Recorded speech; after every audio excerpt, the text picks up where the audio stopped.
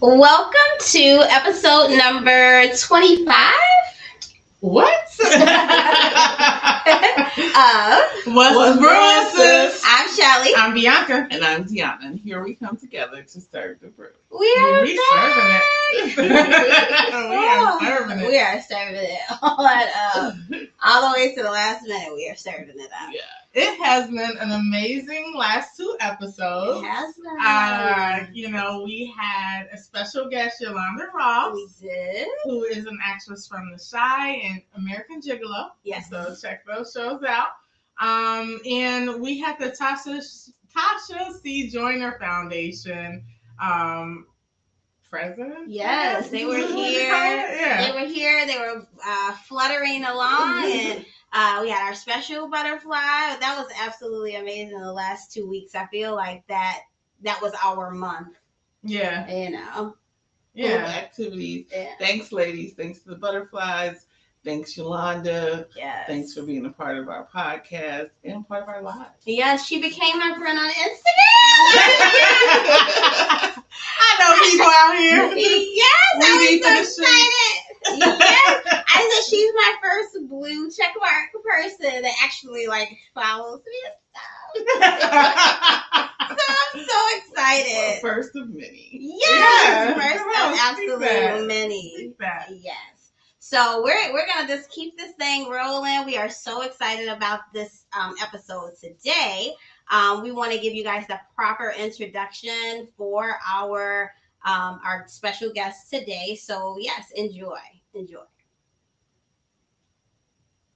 The greatest gift that one can give to self is the gift of self-mastery, and that can involve identifying triggers, applying new skills, embracing the darkest part of self, healing trauma, releasing fear, and moving forward with intention more resiliently. It is the mission of our next guest, Keena Tate, a clinical professional counselor, to help guide others on the journey back to self. This is exploring the whole persona from within. The process will be challenging yet rewarding. Clients of Keena have seen improvements in their relationships, mindset, decision-making, emotional stability, physical health, self-awareness, performance, and overall lifestyle. It is with great pleasure to introduce our next guest to What's Brewing Sis podcast, Miss Keena Tate.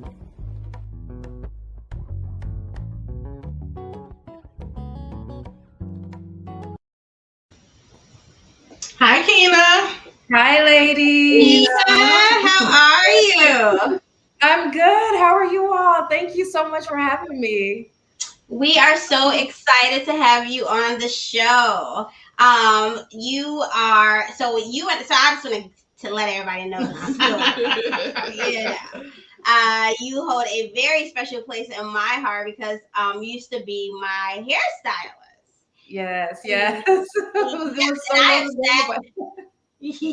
have sat in that chair and literally just poured my whole heart out to you on so many occasions. And when I realized that you left and you moved to Vegas, it took me a while to transition over to someone else. So I was introduced to you by my cousin Claudia, who's passed, gained her wings, but she is my angel, and she literally appears somehow in my life all the time, some symbolism, and that for me is you. So I'm so glad that we can connect in this fashion, and you can share your growth with our audience. So I'm just so excited that you are on the show. Thank you. And I absolutely love your intro. Sit back here dancing like Yes, we had a lot of fun with that. So I'm glad. But yeah, so as every show, we like to start off with icebreakers, just so we can learn a little bit more about you, and we'll dig into our conversation and our topic of choice today, which is triumph over trauma. Triumph over Yes. trauma. So we'll start with the icebreaker questions first. Here's our first. What life lessons have you learned the hard way? Ooh. Keena, you Hmm. want to take that one first? What life lessons I have learned the hard way? I would probably say trusting my own intuition. Mm. Yeah, Yes. definitely. Not trusting my intuition. I learned some lessons that, left quite a few bruises, Mm-hmm. where I learned a lot about myself and how to interact and relate with other people, really understanding my own perspective versus others' perspectives, and to be able Yeah. to differentiate and set boundaries, as well as, financial lessons. Yes. Mm-hmm. So quite a few lessons. There's that inner nudge, that kick right in the well, some would call it the The sacral. jugular. Yeah, right in the pit. And back, I would probably say back in my early 20s and mid 20s, and maybe even the end of my 20s too, I still hadn't understood or learned to trust myself, and Mm-hmm. Mhm. and that feeling, trusting my body when it's giving signals when something is not right, or even when something is right. I've missed a lot of opportunities by not going, by not jumping out there when the opportunity was presented. Yeah. Yeah. Yeah. Love that. I think mine is pretty similar about intuition. The life lesson I learned the hard way is to not second guess myself. Mm-hmm. I will talk myself down out of stuff, second guess myself, and talk myself down out of things that, I eventually a lot of times end up doing, Yeah. but I could have done it 10 years ago. I could have Yeah. done it 5 years ago because I had so much fear that I second guessed myself out of what I wanted to do, and eventually most times end up doing anyway. You said the key word fear. Yes, that Mm-hmm. fear will get you and Yeah. be talking to you on the shoulder like, you know what, you shouldn't even do that because XYZ. And at some point you come to sit and think to yourself like, why did I listen to that? Right. Why didn't I just go for it at the time? But Yeah. I That's guess you big. live and you learn. Absolutely. What about you, Deanna? I would say I learned the hard way that you just can't please everybody. I was would be a person that like used to have the disease to please, try to please everybody. It's like you can't please everybody. So the lesson I learned is try to live a life that's pleasing to God first, and then yourself, and everybody else either can like it or love it. Yeah, we're gonna lump it. Longevity for me doesn't always equal happiness. Meaning that I don't have to. I think I used to say the longer I'm doing something, kind of the better the situation, and that's not always the case. I think it's okay after year number 2 or 3.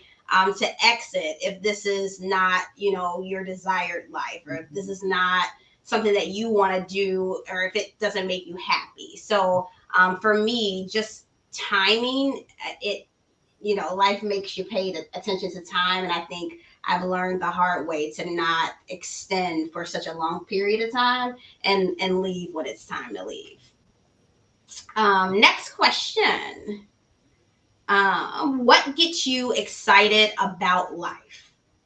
Hmm. It gets me excited about life. The breath of life, this day and age, breath of life, because without it, right, I cannot engage with anything and with anyone. Would not be here.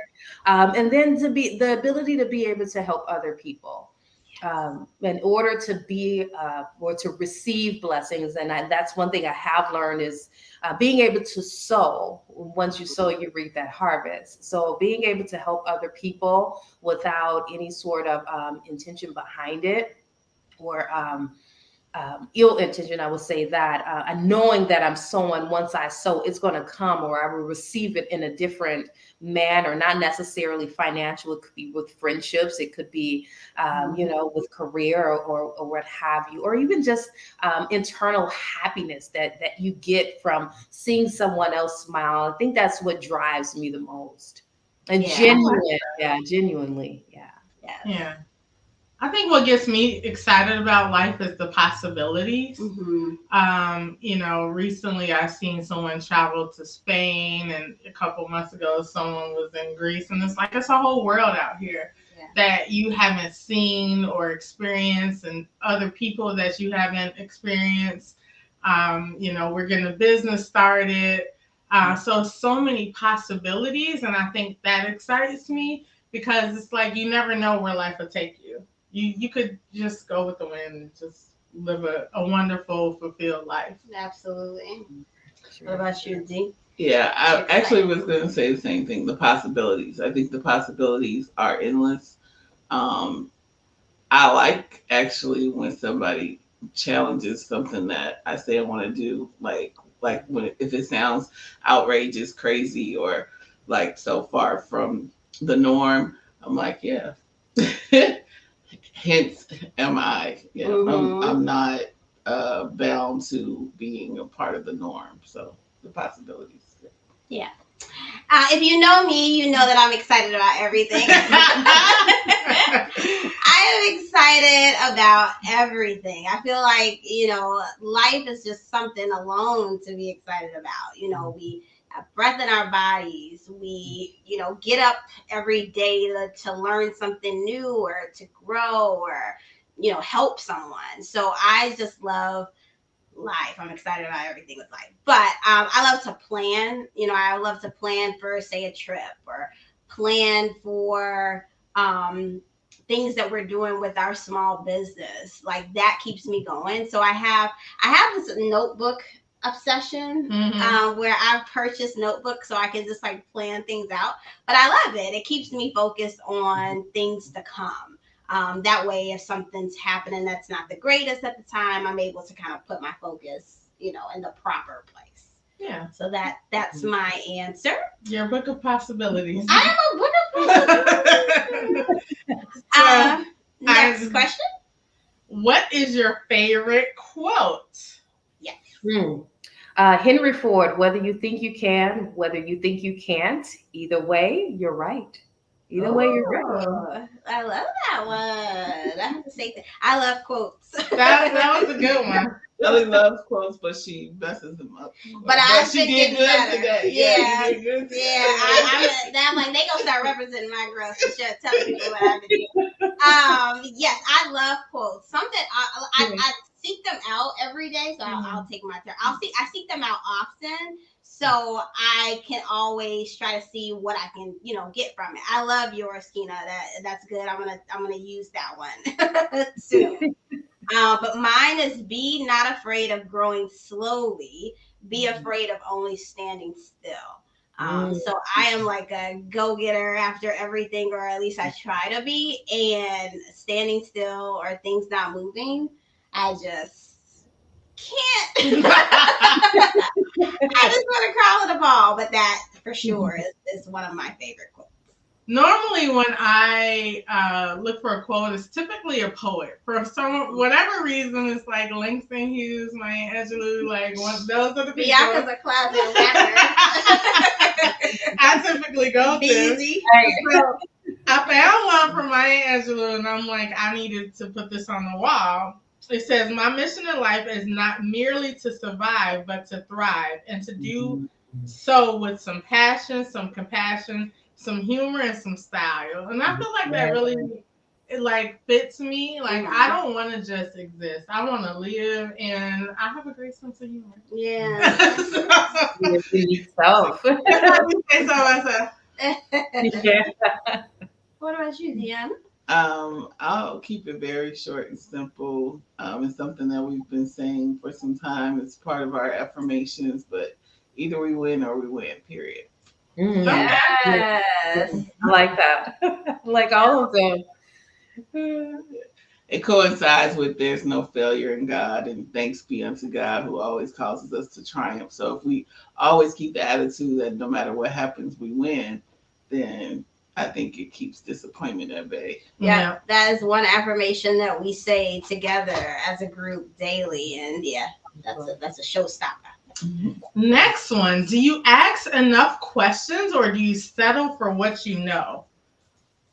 I would probably say I ask them a lot of questions. Yeah. Excuse me now. I didn't always ask a lot of questions, and that's again going on off intuition. But now I do. I do. I'm very analytical. I like to process and look at things from multiple angles, and that develops or creates multiple questions that I get to ask. Mm-hmm. Yeah, So I I'm agree with that comfortable with decisions, yeah, that I make. Yeah. for sure.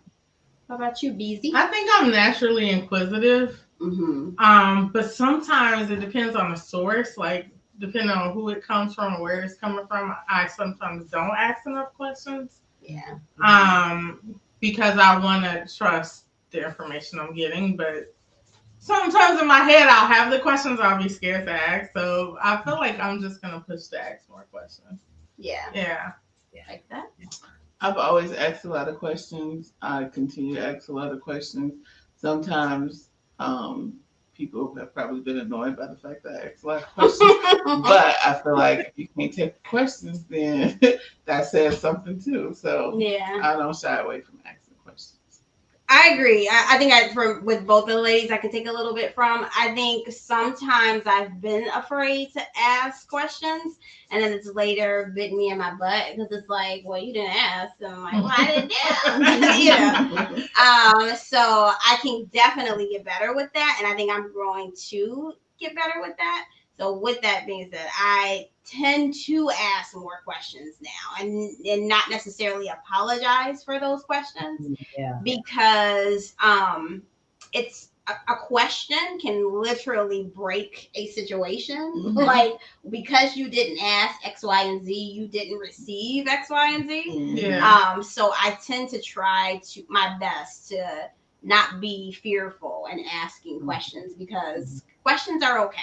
Yeah, they Yeah. are. And it gives people, I mean, you have the option of not answering a question. Right. If the question is asked and you don't feel comfortable answering it or you don't have the answer, you can decline. But Yeah. that says something too, depending on what the question Yeah. is.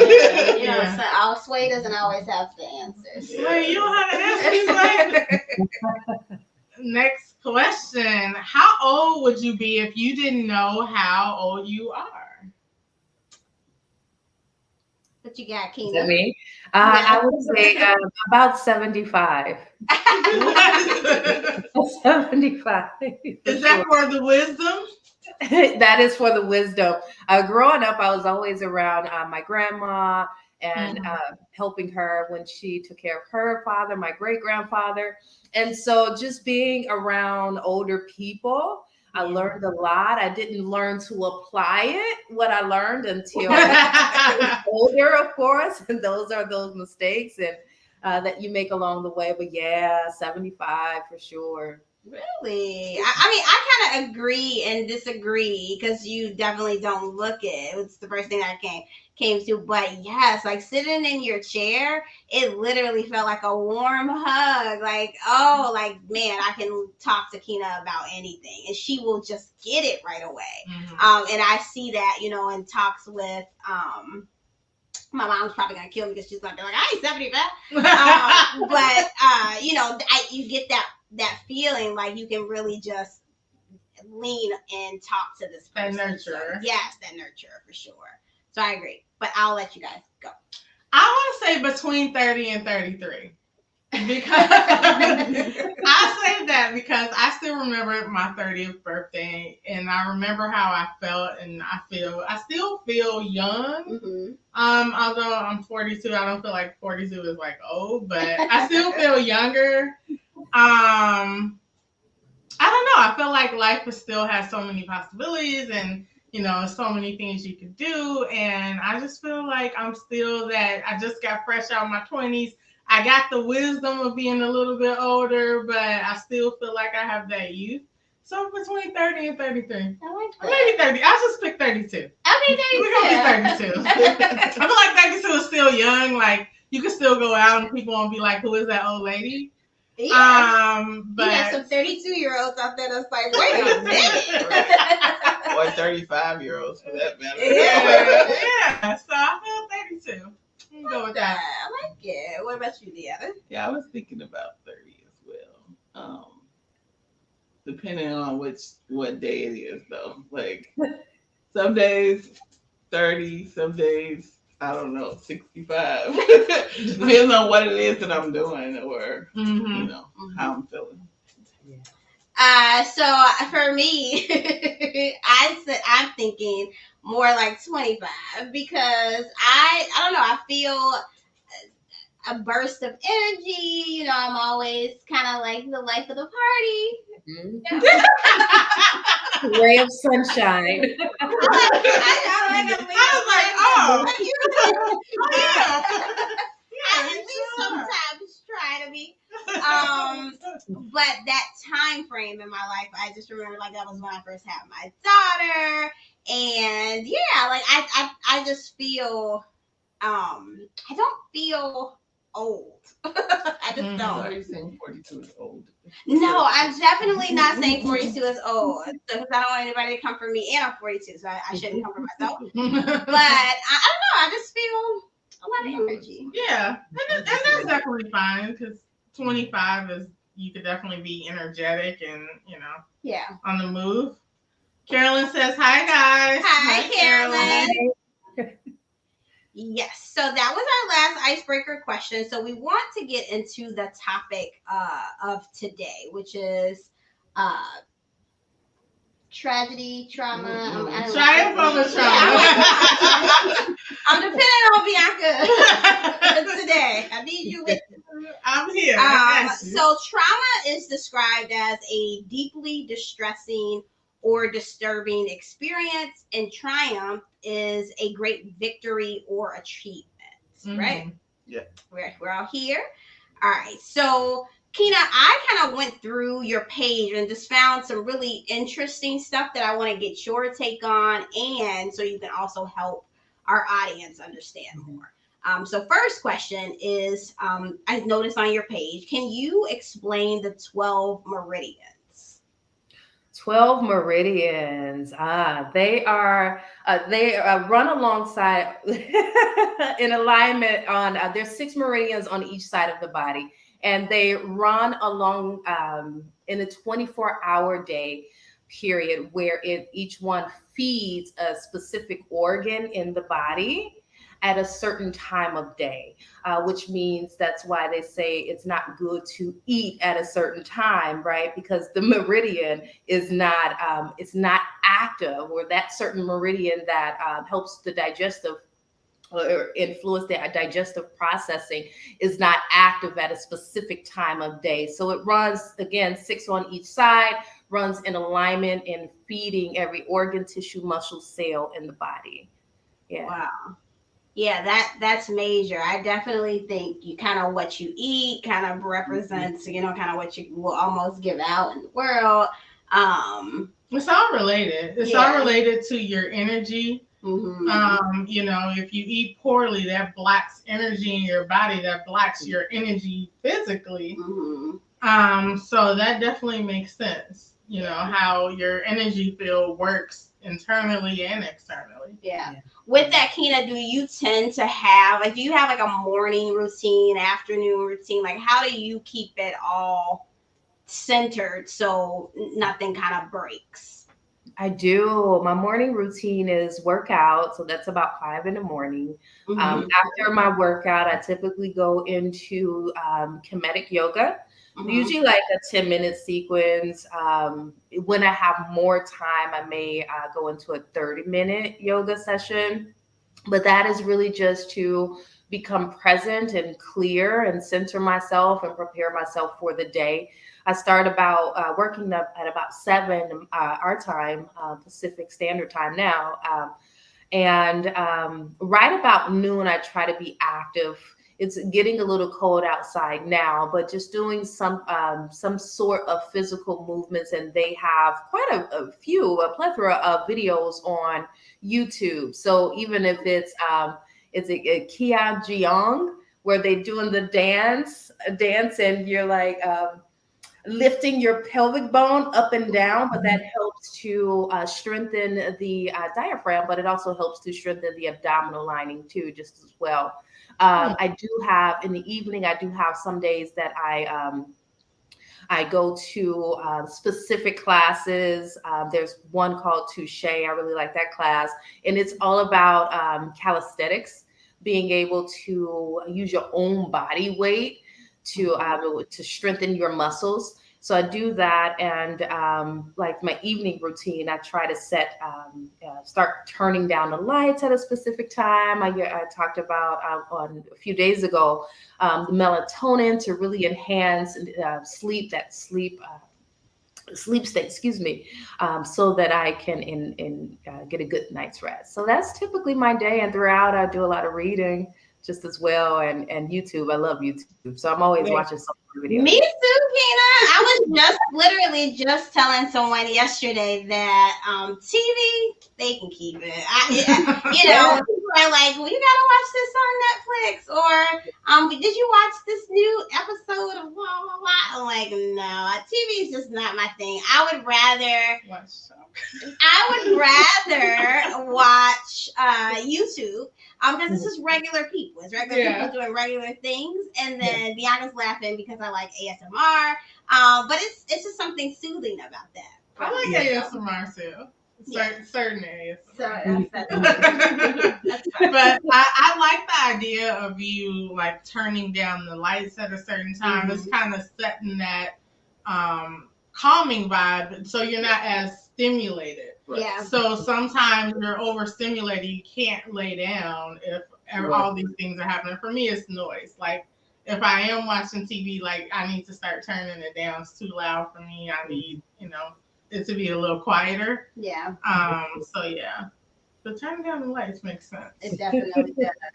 Which kind of leads me into the next question. I'm curious on how you feel about and what more information you can give our viewers about seasonal depression. So, we're in the fall season and we just fell back. Yeah.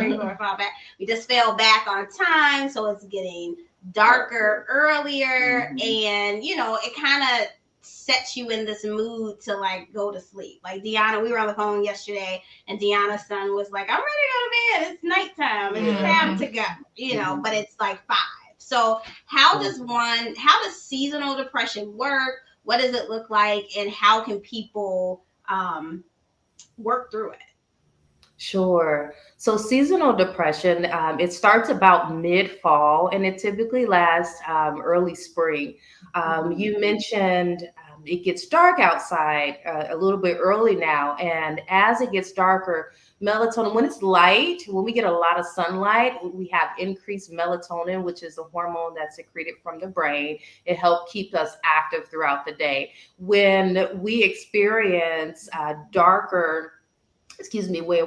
our darker, the daylight saving time is expanded now, where it gets darker early, now the melatonin decreases, which causes us to feel tired. And once you would want to climb in the bed at 6 o'clock. So seasonal depression is headed into that holiday season, right? Again, starting at November, it's a time where if we don't have our routine set, we can fall into a pattern of just coming home, laying down. We start reaching for comfort foods, the sugar, the carbohydrates, and then all sorts of triggers can occur throughout this time, especially for people who are grieving. Any person that experiences or have already been diagnosed with major depressive disorder or have some sort of mood disorder, it's heightened about this time of year just as well. So it's a time of year where we are less active. We're not as engaged with social settings. We want to crawl into bed and just hibernate like the bears do throughout the cold seasons. Then we are animalistic people too, just as well. And so some things that we can do to get through it is start earlier to prepare for the season, at least 1 to 2, I would say 1 to 2 months before fall sets in. So have a routine, even if it's working out, whether you're working out in a home, which can be challenging. So there's discipline and consistency is highlighted there, but have some sort of routine set. I said 1 to 2, but at least by August. So now you're mentally programmed that this is what I do, regardless of the elements outside. If you have to put your long johns on to get to workout center, start meal prepping. That way the meal is already in the refrigerator. We've already portioned it out. And your brain is already acclimated with having a certain meal or having a certain portion throughout the day versus, and naturally we leave room, of course, where you can indulge in the things that we like to do, indulge in, especially the comfort food like the cakes and Mhm. around the holiday season, but we don't go overboard with it. Seasonal depression is also a time where people cope with substances, and this is to mask the pain. And I'm going back into grief and loss, even if it's not the deceased loved one. Maybe it's a loss of a relationship. Oh my gosh, I was in a relationship for 10 years and we did this every holiday season. And so that can be challenging too, just learning to process loss, whatever that loss is. It's not just death, but loss of whatever what was near and dear to your heart. That's definitely true because, one of my favorite holiday songs when I was younger and still kind of now is that song, What Do the Lonely Do at Christmas? What do the lonely do? I love that song, but then, like, after my husband died, I was like, wait a minute, this song, right? This is not a good song, but I love that song, so I understand how, it's tough it may be for someone grieving during the holidays, but I just kind of want to address the room. Do you guys suffer from seasonal depression? You know what? I think so I've started this new thing with myself where it's like if I don't say it, then it's so like you have to like get it out. Like I think so. I think every time this time would come around, I would be like, oh God, it's time to eat and sleep, and go to bed early. But I'm like, I want to start, and I purposely started my workouts and changed it in August because I said normally I start in the beginning of summer and I'm like, oh, we can do this workout plan and do all this stuff, and I was like, no, maybe I should start in when it starts to get cold. So I'm interested that you said 2 months prior to the time changing. I think that's such a great tip to do it earlier. But yeah, I think I definitely fell into I think I might have seasonal depression. And it's like, well, for me, I'm like, well, what do you do about it? Like, how do you combat this? So I love those tips, and we'll take and do some of those. What about you? No, I don't suffer from seasonal depression, but maybe that's because I'm not so much of an outdoors person anyway, which I know. What? Like, Shocker. Get outside.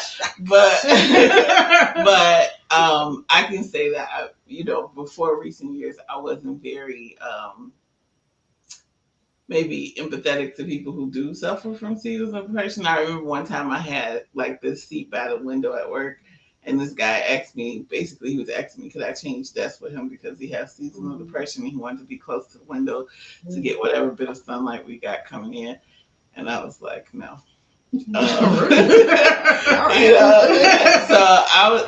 I would say back then, and I was in my 20s, and probably just very insensitive to people in general to some degree. But that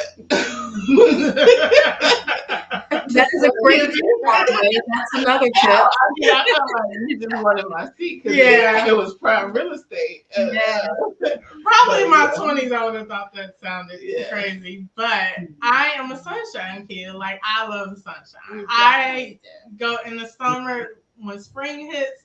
I go outside every morning. I walk around in the grass. I look at the leaves, take pictures of the trees. That's me.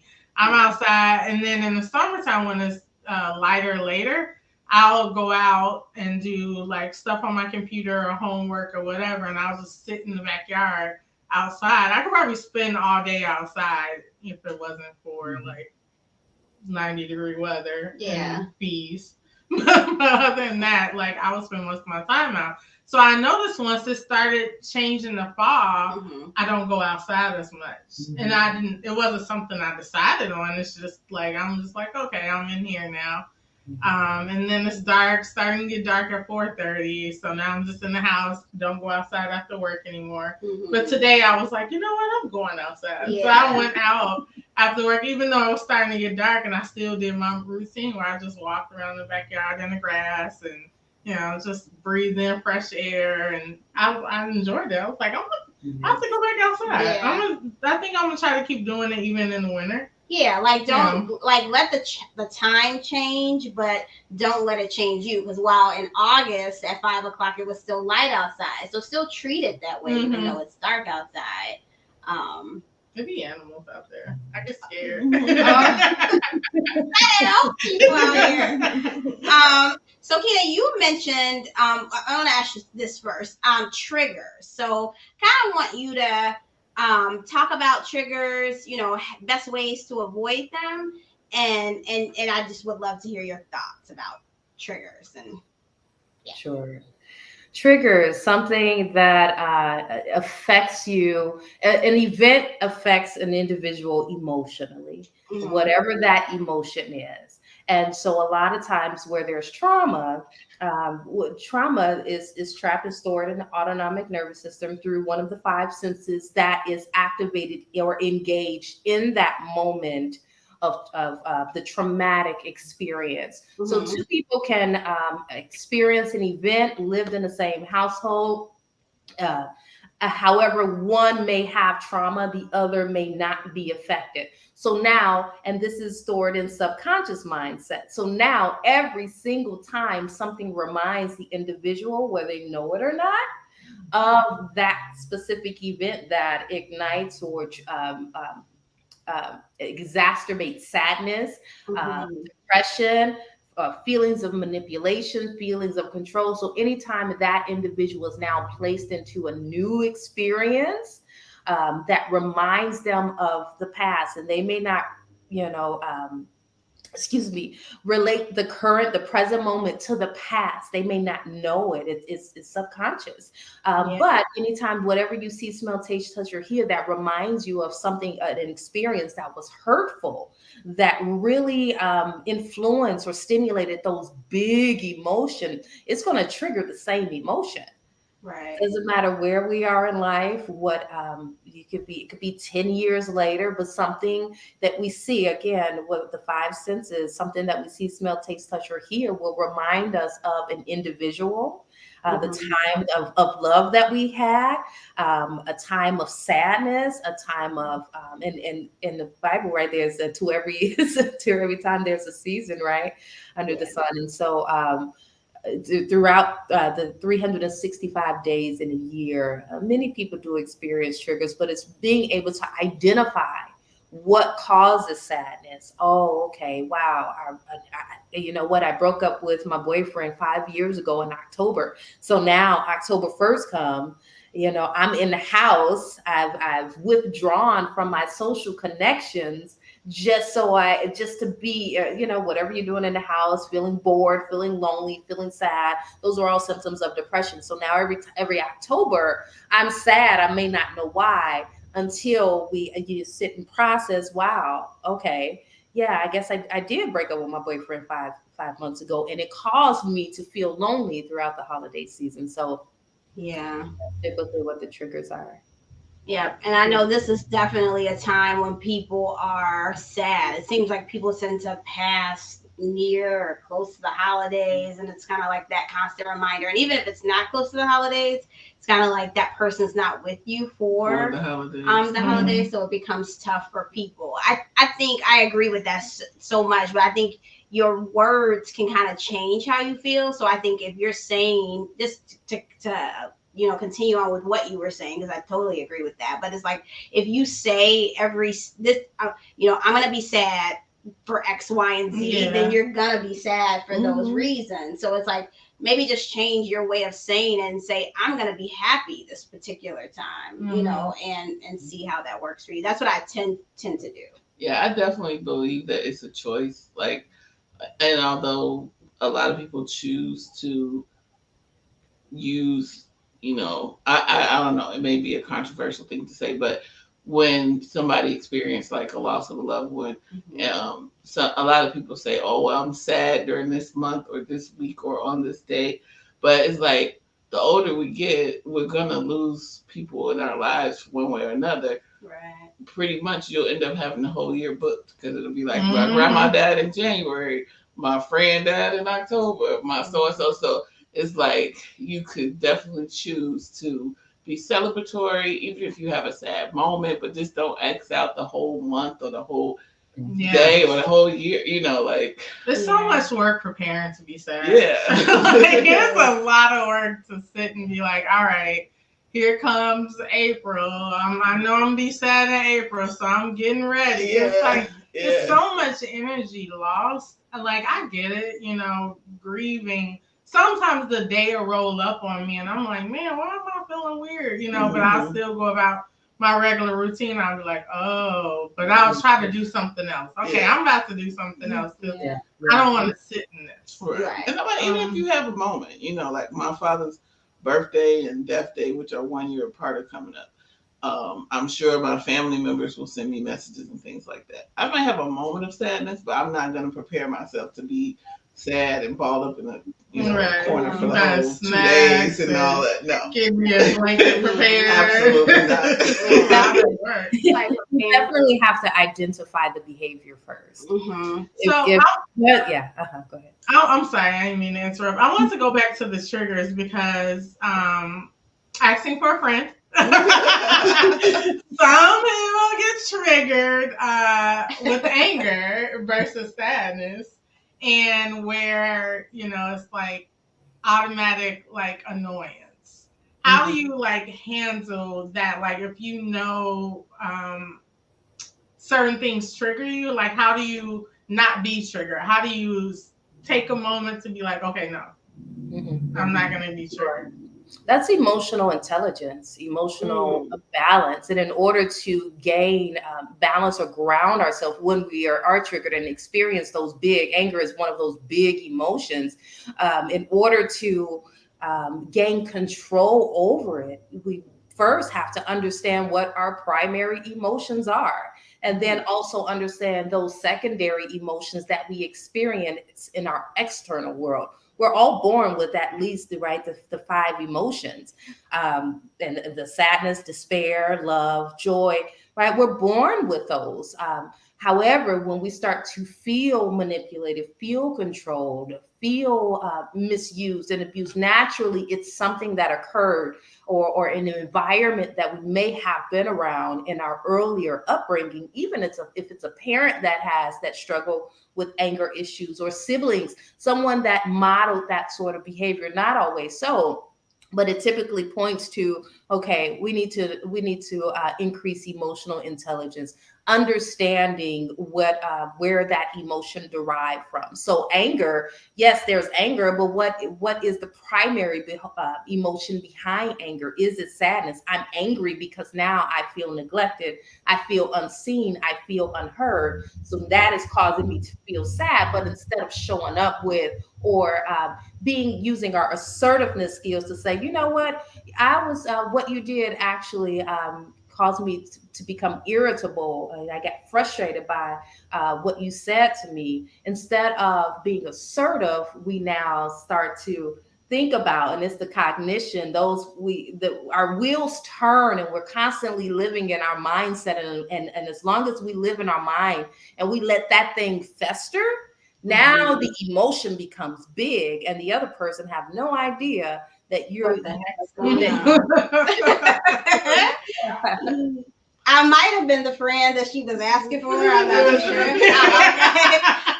Because we talking to Bianca, I recently discovered that I don't like to be yelled at. I have a big problem with it. It's definitely a trigger for me. And I just tend to go. I will just be like, yeah, I'm out, And I kept asking, talking to Bianca about it, and saying, where is this coming from? Why?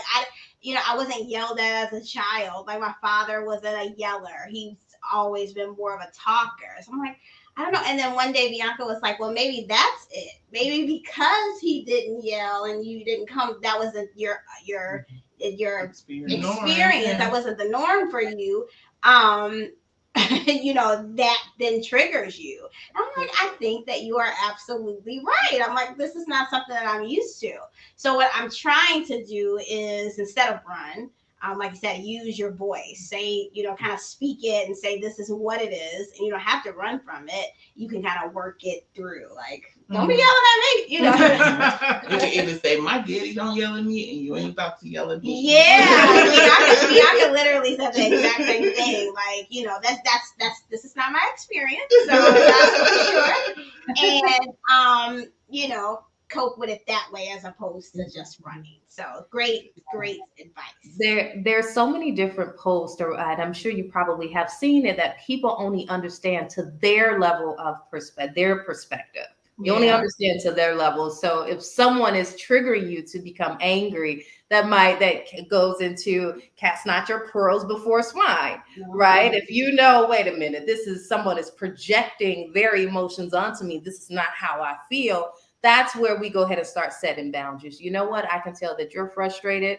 Let me go ahead and give you about a couple of hours. Let's resume this conversation when you are ready to sit and talk, as an adult, because I respect myself. I value myself, and I respect you.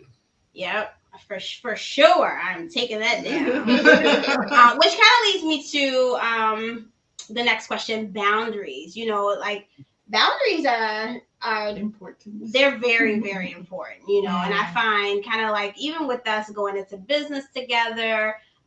There are boundaries that shouldn't be crossed, and we all have to be respectful of each other. And same, with there's boundaries everywhere. Absolutely. Boundaries in your relationships and friendships and business ships and life ships. all of the ships. Yeah. Yeah. What's the best coping mechanism for boundaries? And how do you set boundaries? Yeah. I feel like a lot of people are not afraid to set boundaries, but they don't want to hurt someone else by setting the boundary. Sure. Well, and this ties into earlier with the icebreakers. You can't please everyone. Someone will become offended by your boundaries because they are used to you responding or behaving a certain way. And if it's with ill intention and the purpose is to manipulate just to gain something from you, you have to set a boundary in order to prevent someone from using us, right? So boundaries they're healthy. They teach other people how to treat you. So when we are, and I say we as humans, when we are fully aware of our morals, our values, our goals, fully aware of our communication style, fully aware of who we are, we're not going to let anyone treat us a certain type of way. And sometimes, and we go to dating now, men may test your boundary, especially when it comes to, we're living in a world where sex sells, drugs sells, and all of that, and violence sells. So we have to set or implement that. Well, hey, wait a minute. I know that is what you're used to, but that's not what I'm used to.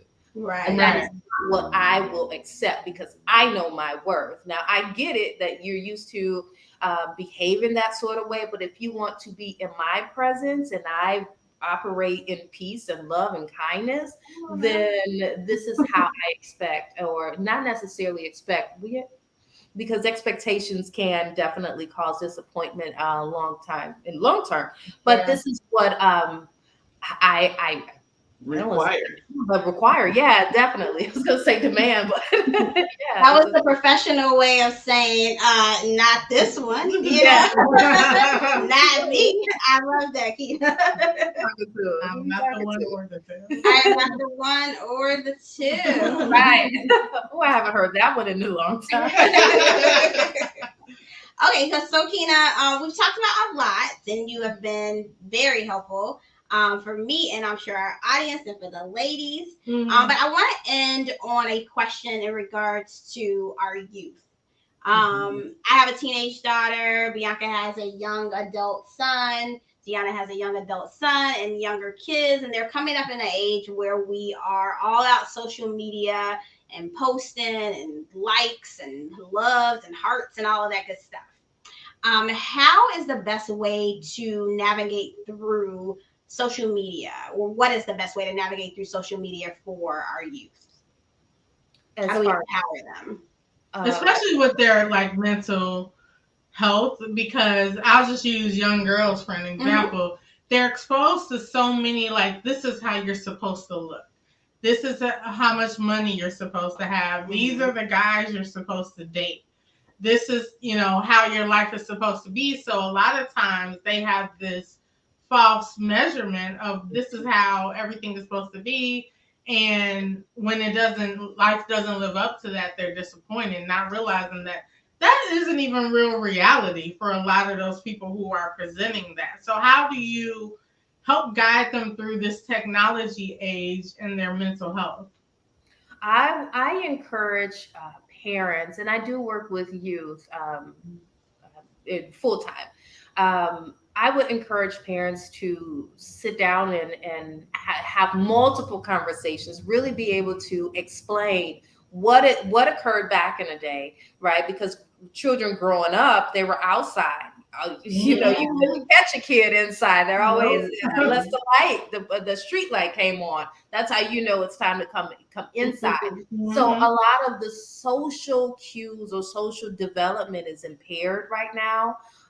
And so a lot of the normal stage of development, where children and right about that adolescent years is when a child is learning to identify their place or define their place in the world. So by the time you turn a young adult, it's okay, I don't look like this. And they may be obsessing about the image of an adult. So really being able to, I encourage parents to sit down and talk to their child, explain the differences with what occurred even 20 years ago and what's occurring now, and really enhance their ability to tap into self, or to increase or elevate in self-awareness, understanding who you are, understanding that you are unique. You don't have to follow the trend. It's okay to be a leader and stand apart from the crowd that are going in the direction of, whether it's the BBLs, and not this is not to anyone who has a BBL, okay? For a young adult who's seeing that on, if you're an adult and you're 40 and you're getting a BBL, but here's a 20-year-old who sees you and like, I want that image. They still have their youth. They still have their young body.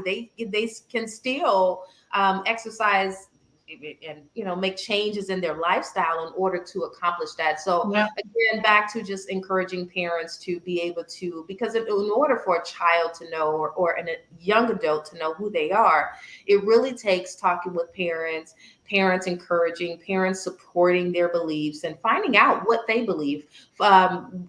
Bring yourself down to the level of the child or the level of the young adult to understand how they're viewing themselves, understand how they're viewing the world. Many young adults do not like for adults to tell them what to do, but to be able to have empathy and compassion and see what they're seeing and present options. Well, have you considered these options? They like options. Oh, okay. Well, talk to me about each option. And then that's where you can start dropping nuggets and the wisdom and give them the opportunity to make the decision for themselves. Yeah. That's very important. I think empowering them to make decisions. I like that. Empowering them to make decisions makes them feel more adult and part of the process versus people deciding for them. Yeah, I like that.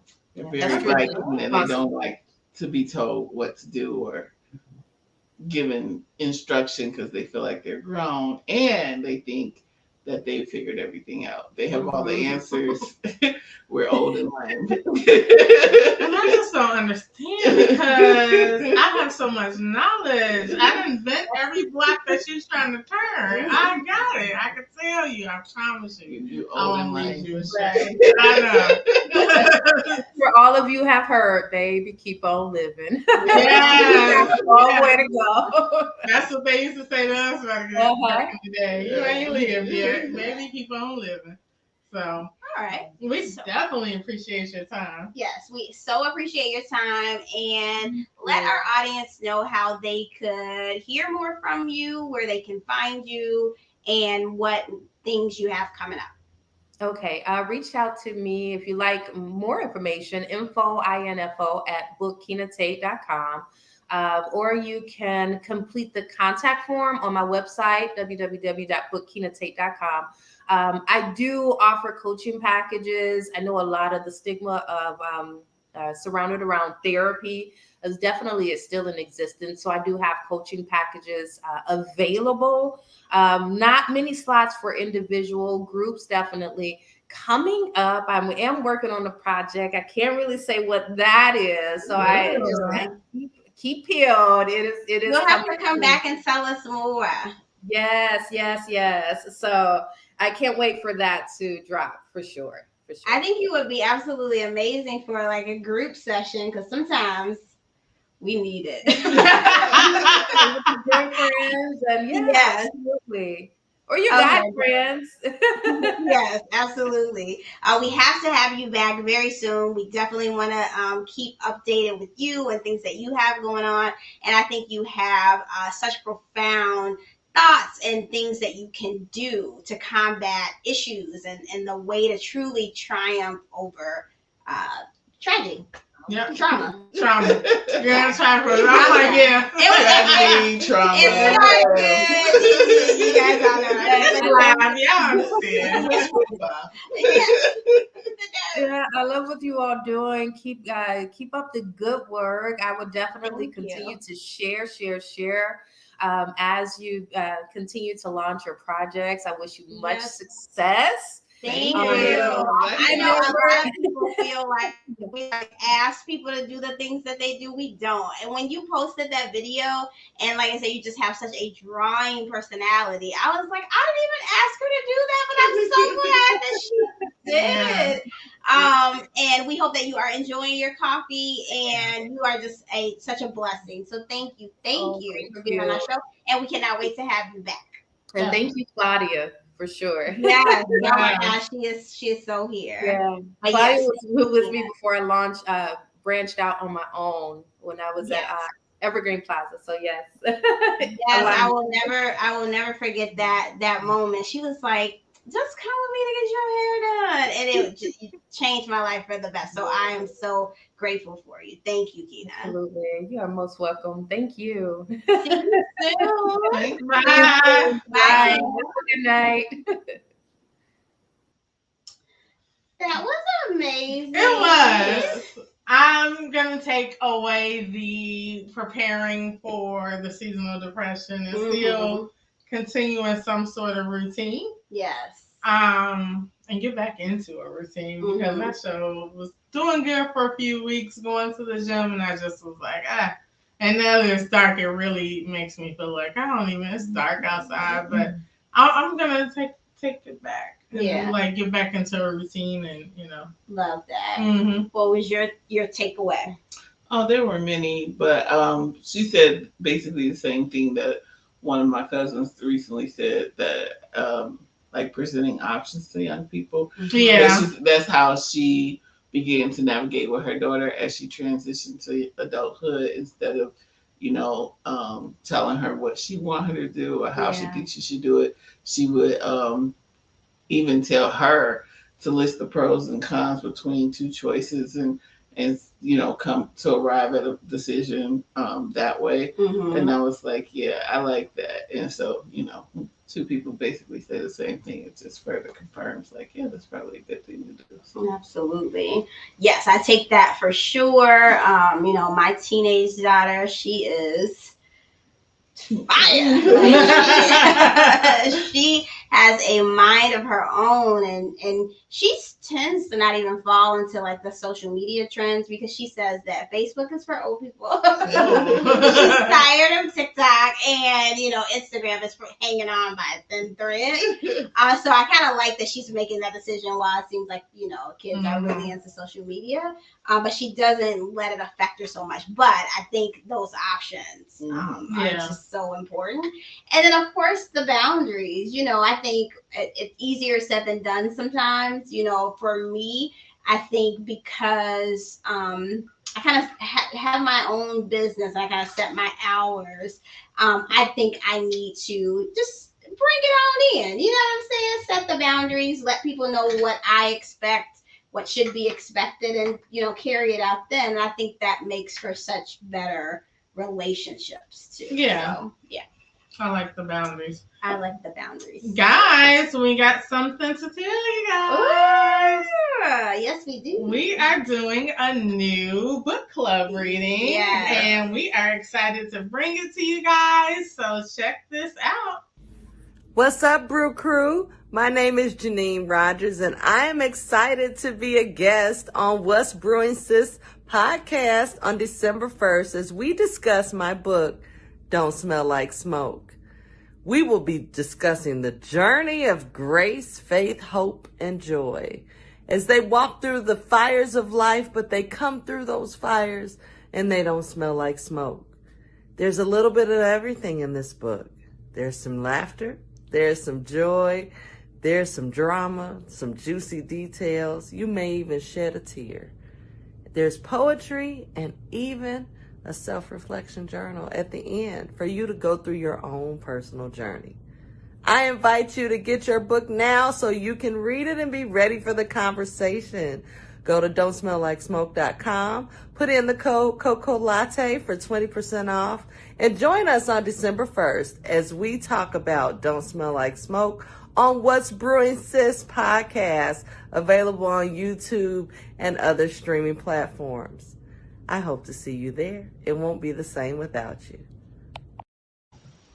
Yes. Don't smell like smoke. We got the book here already. Yes, I am so excited. So many people were like, what is the next book? Yes. We're like, we're getting to it, guys. Give us a second. If you know anything about our book club, we're gonna have one. But it is hands down my favorite. Obviously not the other.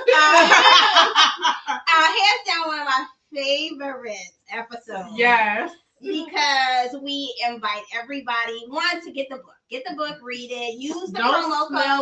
Don'tSmellLikeSmoke.com. Yes. Promo code Cocoa Latte, Yep. one word. Put Yep. it together, Cocoa Latte. You get 20% off. Yes. And we invite you guys to either come on the screen or just comment on YouTube, and your comments are shown. We bring you in as a a viewer, a listener, and your comments make the show. Yeah, we want everyone's perspective because, as last episode, Shelly and I kind of had a similar perspective, and it was like us against the world. Yeah, it was us against the world. I think after the episode, I was like, why doesn't anyone agree with us? What are we saying? I think it's this, or I think it's that. And that conversation after the book went on for days. Yes, they were trying to convince me to agree with them, and I'm like, no, Nah. I disagree. Yeah. So get the book, bring your opinions. It is, we haven't read it yet. We haven't read it just yet, but trust me, we're going to give our honest opinion about the book. We're excited. I'm so excited. Yes, and we are excited to have you guys with us. Yes. Sharing your perspective. There'll be a live show. We'll have the author, Jeanine Rogers, with us. Yes. She is going to dig into the book. We already. And she told us no holds bar, so we can ask anything. She's gonna be in the conversation too, and I'm just so excited. She is a native of Chicago, so it's gonna be good. Mm-hmm. It's gonna be really, really good. So again, don'tsmelllikesmoke.com. Purchase your book. Coupon code Cocoa Latte. Yep. One word. Put the words together. Cocoa Latte. 20% off. Yes. So guys, Yeah. Until next time. Until next time. Oh, wait, before we go. Okay. Oh, shoot. Don't forget, CafeCocoLatte.com. Get your coffee order. Yes. We have a pop-up coming up on November 19th. Yes. In Chicago. Yes. 3757 West Douglas. Yes. And I think that one of our mentors just might be watching. So if I got that wrong, just let us know. But we are so super excited. From 10 to 6 p.m. Yep, from 10 to 6 p.m. we will be at Greater Garfield Church. That's 3757 West Douglas, Chicago. And we are going to have, of course, our coffee. We're going to be selling coffee as well. So you can come in, taste the coffee, buy a few bags, and give them away as gifts and keep them for yourself. But we are so super excited because it's our very first pop-up. So we would absolutely love if everybody would come and join us on that day. It's going to be so many other vendors there as well who will be selling their products, anything from clothing to food to hair products, spa items, sculpting, because I cannot wait to get to Sharita's. Yes.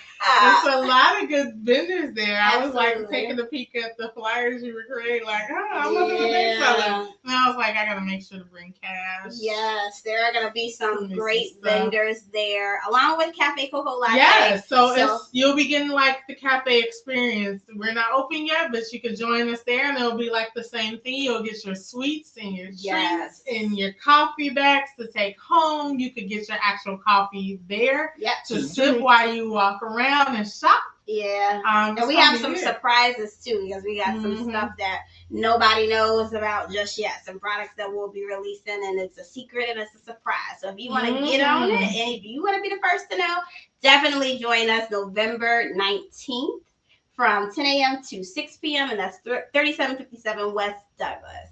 Yeah. Yeah.